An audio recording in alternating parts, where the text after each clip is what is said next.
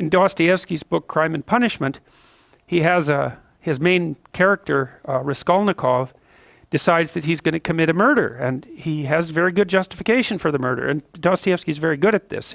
He puts his characters into very, very difficult moral situations and gives them full justification for pursuing the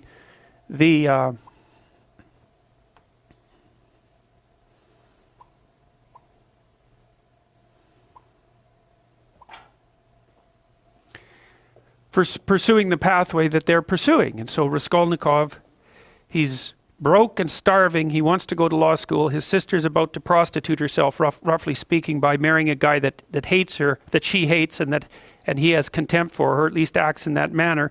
He's trying to rescue his mother as well, who's also in dire financial straits.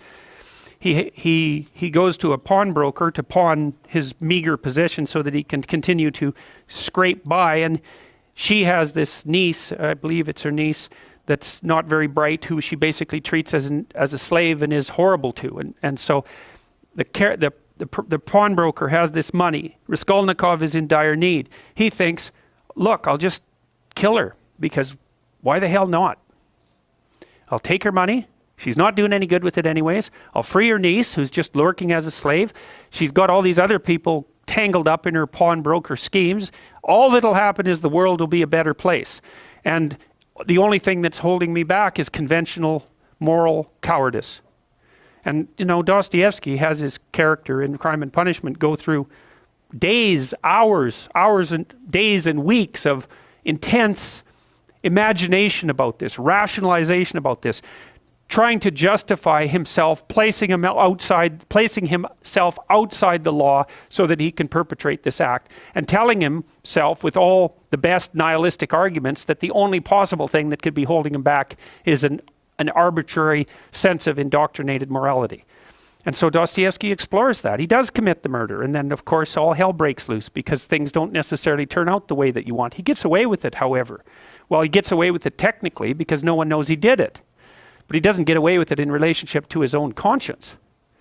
And so the rest of the book explores that. Well, Dostoevsky, I believe it was in Crime and Punishment, although he makes the same point in many of his books, he makes a very fundamental point. And this is the kind of point that I think that people who haven't investigated these matters down this particular literary and philosophical pathway never grapple with. Dostoevsky said straightforwardly, if there's no God, so if there's no higher value, let's say, if there's no transcendent value, then you can do whatever you want.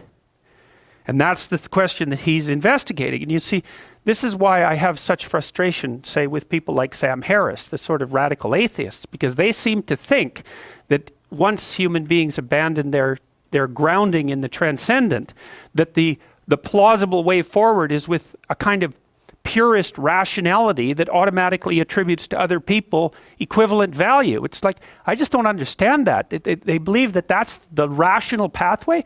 What the hell is irrational about me getting exactly what I want from every one of you whenever I want it at every possible second? Why is that irrational?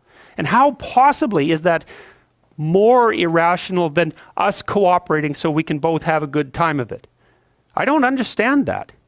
I mean, it's as if the psychopathic tendency is irrational. There's nothing irrational about it. It's pure naked self-interest. How is that irrational? I don't understand that. Where's the pathway from rationality to an egalitarian virtue? Why the hell not every man for himself and the devil take the hindmost? It's a perfectly coherent philosophy. And it's actually one that you can institute in the world with a fair bit of material success if you want to do it. So I don't see. To me, I think that the universe that people like Dawkins and Harris inhabit is so intensely conditioned by mythological presuppositions that they take for granted the ethic that emerges out of that as if it's just a given, a rational given. And this, of course, precisely not Nietzsche's observation as well as Dostoevsky's. That's Nietzsche's observation. You don't get it. The ethic that you think is normative is a consequence of its nesting inside this tremendously lengthy history, much of which was expressed in mythological formulation. You wipe that out. You don't get to keep all the presuppositions and just assume that they're rationally axiomatic. To make a rational argument, you have to start with an initial proposition. Well, the proposition that underlies Western culture is that there's a transcendent morality. Now, you could say that's a transcendent morality instantiated in the figure of God. That's fine. You could even call that a personification of the morality. If you don't want to move into a metaphysical space, I'm not arguing for the existence of God.